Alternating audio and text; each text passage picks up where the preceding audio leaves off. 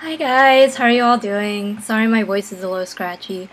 So, I've been wanting to do a video hub for a while, and I've decided that I'm just going to, for my first try, supplement my article on how to read better, take notes better, and listen better by showing you guys how I do it and how easy it can be. So you get a sense of what it actually looks like and how fast it is and all of that. So obviously I'm not going to lecture you and ask you to listen, but I do have in front of me my art history textbook, and it's called The Illustrator in America from 1860 to 2000 by Walt Reed from the Society of Illustrators. It's a really great textbook if you want to ever have a history of illustration class. It's got a lot of pictures. It's organized by artists, which is great. So if you're interested in that, you can ask me for details. I think you can get it for pretty cheap online. It's a good coffee table book. So I actually don't have a highlighter, so I'm going to use a pen instead. I'm actually going to use probably pink, because I think that will show up. And I'm just going to go through this first introductory paragraph, which I'll show you. So it's about that long. And I'm going to highlight what I think I need to highlight, and hopefully you'll kind of get a sense of how quick you can do about a page of information. Alright, so here we go.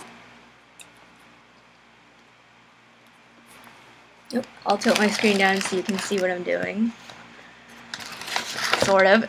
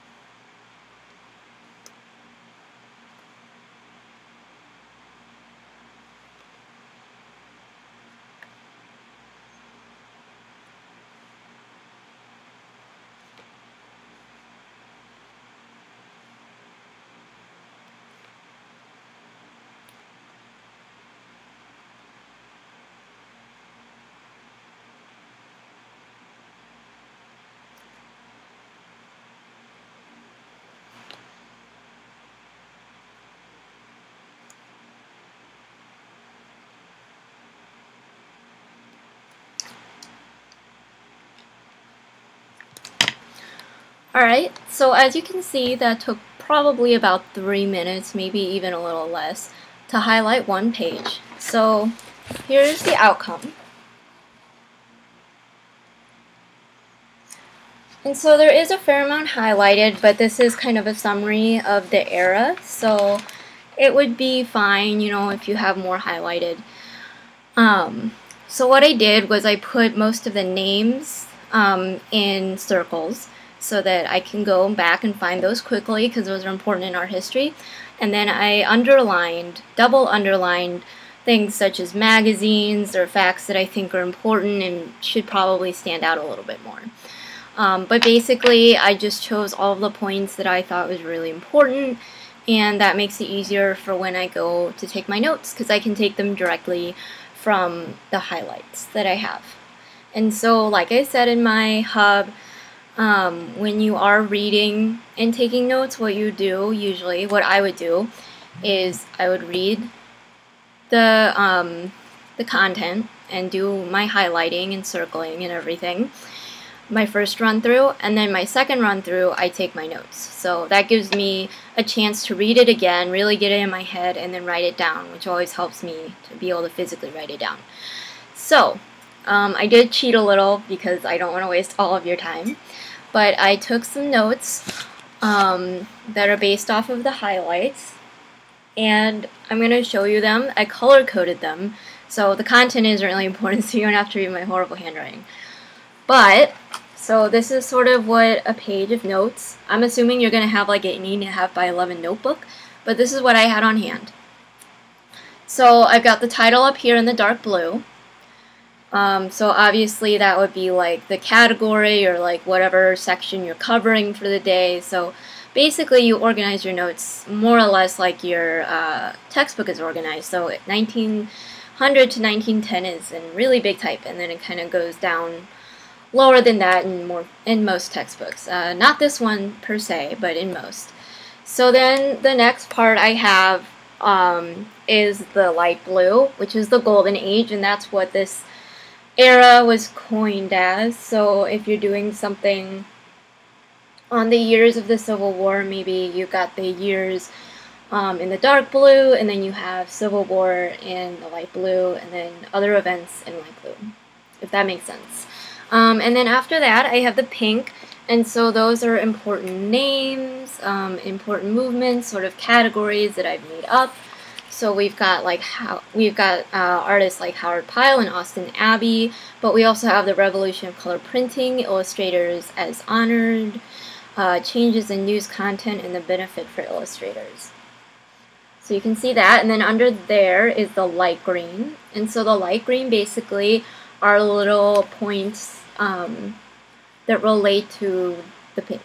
So that would be stuff like in the revolution of color printing, black and white artists are now painting in color, halftone, red, yellow, blue, black, artists, editors, engravers, and printers all contributed to this revolution, that kind of stuff. And then down here you can see there's a darker green, and that's because that's like a sub heading kind of thing, or sub content, I guess.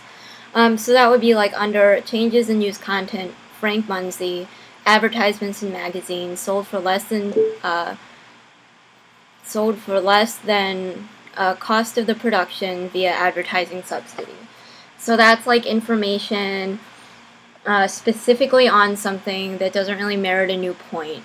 So it's kind of instinctual, but it's also kind of like, well, you know, if it relates to him, then it should probably go under his name, sort of thing. Also, notes should be legible. I don't know if that is, but I write no caps for my notes when I handwrite them because I can read it better. They're just generally more legible.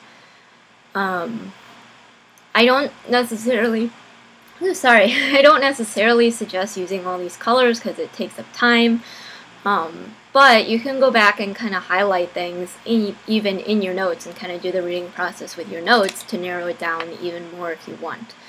But that's just a suggestion, and this is kind of how I do it. So I hope that helped a little bit. It was super quick. The notes took maybe not even 5 minutes to write up because I'm basically writing directly what was highlighted. So nothing there should be a concern. It's just a way to reiterate and get it like even deeper into your brain so that when it's time to study, you kind of know where to look. It's quicker, you have your notes there, you have all of your sources. When you need to write a paper, you've got all of your sources, important artists, important names, that kind of thing. So I hope that kind of helped, because I know sometimes it's hard to just read stuff, and seeing what other people do can sometimes at least help me to visually understand how they're doing things. So this is my first video hub. Let me know how it went. If you have anything else you want me to talk about on one of these, or any other questions or concerns you have about this note-taking process. And I hope that this was decent. Thanks.